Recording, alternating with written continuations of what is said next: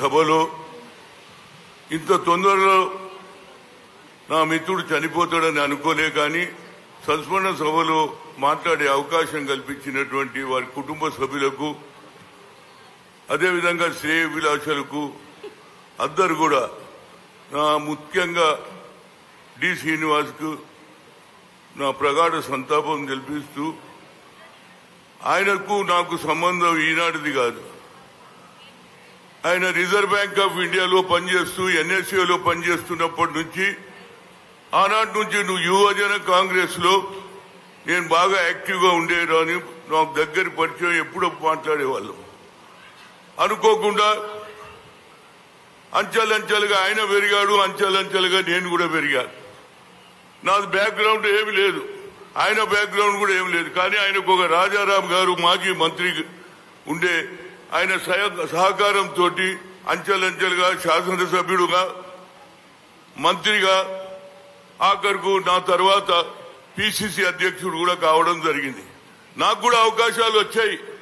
2 సార్లు ముఖ్యమంత్రి పదవికి వచ్చింది, దగ్గరికి వచ్చిన తర్వాత రాలేదు. కానీ చంద్రబాబు నాయుడు నాకు కమిటీలో వైస్ ప్రెసిడెంట్ ఉండే, ఈనాడు ఉన్నటువంటి కేసీఆర్ కూడా వైస్ ప్రెసిడెంట్ ఉండే, అదేవిధంగా మా మిత్రుడు కూడా 2 సార్లు పిసిసి అధ్యక్షుడు కావడానికి ఆ రోజులలో సోనియా గాంధీ ఆలోచన, రాజీవ్ గాంధీ ఆలోచన ఇంప్లిమెంట్ చేసిన ఒక వ్యక్తి. కానీ నేను పిసిసి ప్రెసిడెంట్ ఉన్నప్పుడు చాలా విచిత్రమైనటువంటి ఇష్యూ. అందరు కూడా హనుమంతరావు గారు ఏం మాట్లాడతారని అనుకుంటున్నారు. కానీ ఒకటి నేను నిజంగా కూడా శ్రీనివాసుని అభినందిస్తున్నా. ఆయన హాస్పిటల్లో ఉన్నప్పుడు నేను పోయినా ఒకసారి, ఏది ఎమ్మెల్యే క్వార్టర్ దగ్గర, ఆయన ఇంటి దగ్గర ఉన్న హాస్పిటల్ పోతే ఏమన్నాడు తెలుసా, హనుమంత్ నీకు నా మనసులో ఉన్న మాట చెప్తారా భయ్, నీకు అన్యాయం చేసినా అన్నాడు. అరే నాకు నువ్వు అన్యాయం ఏమి చేసినావు అన్నా. లేదు, నువ్వు పిసిసి ప్రెసిడెంట్ ఉన్నప్పుడు ఏదైతే డెలిగేట్, ఎవరైతే పిసిసి డెలిగేట్ కావాలని ఆనాడు ఉన్నటువంటి ఎన్ జనార్దన్ రెడ్డి ఎలక్షన్ కావుకు పివి నరసింహరావు ఏం చేస్తాడు, ఇందిరాగాంధీ చేయలేదన్నాడు. ఆయన మెంబర్షిప్ చేయలే, పెద్ద పెద్ద మంత్రులు కూడా చేయలే. కానీ నేను పివి గారి ఆశీర్వాదం వల్ల మెంబర్షిప్ చేశాను, పిసిసి డెలిగేట్ కూడా కార్డులు ఇచ్చేసినాను. అప్పుడు ఎన్ జనార్దన్ రెడ్డికి ఒక ఆలోచన వచ్చింది.